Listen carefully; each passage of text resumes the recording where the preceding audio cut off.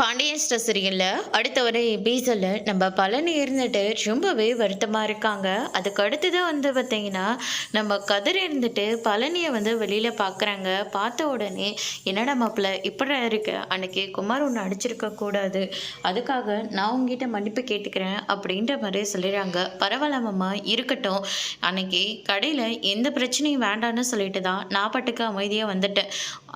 வேற எந்த காரணமும் இல்ல மாமா. ஆனா வீட்ல ராஜிக்கு அந்த விஷயத்த சுகன்யா அத்தை தான் சொல்லியிருக்காங்க." அப்படின்ற மாரி சொல்லிடுறாங்க. "என்னடா மாப்பிள சொல்ற? அதனால தான் வீட்ல பெரிய பிரச்சனையா இருக்கு." அப்படின்னு சொல்லிட்டு கதிர் நடந்த எல்லா விஷயத்தையும் சொல்லிடுறாங்க. ஆனா அம்மாவுக்கு உன்னை அப்படி பேசிட்டோமே, அ அதனால அம்மா ரொம்பவே வருத்தப்பட்டு, "நீ எங்க இருந்தாலும் நல்லா இருக்கணும்னு சொல்லி அம்மா உங்கள வாழ்த்துச்சு." அப்படின்னு சொல்லிட்டு கதிர் சொல்லிடுறாங்க. "டேய் மாப்பிள, என்னடா சொல்ற? கையில ஒரு சொம்பு தண்ணி கூட குடுக்க மாட்டேன்னு சொன்ன அக்காவா நான் நல்லா இருக்கணும்னு வாழ்த்துச்சு." "ஆமா மாமா, அம்மா ஏதோ கோவத்துல தான் அந்த மாரி பேசிக்கிட்டாங்க.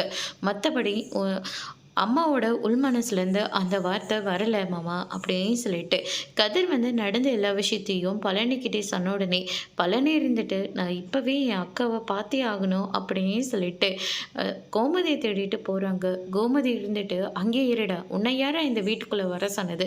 நாங்கள் யாரும் வேண்டாம் அப்படின்னு சொல்லிட்டு தானே இந்த வீட்டை விட்டு வெளியே போனேன். அப்படியே இருந்துக்கோ, இனிமே நீ யாரோ நாங்கள் யாரோ." அப்படின்ற மாதிரி சொல்லிடுறாங்க. பழனி இதை கேட்டு ரொம்பவே வருத்தப்படுறாங்க. அதோடு இன்னைக்கான பிரமோ முடிச்சிருக்காங்க.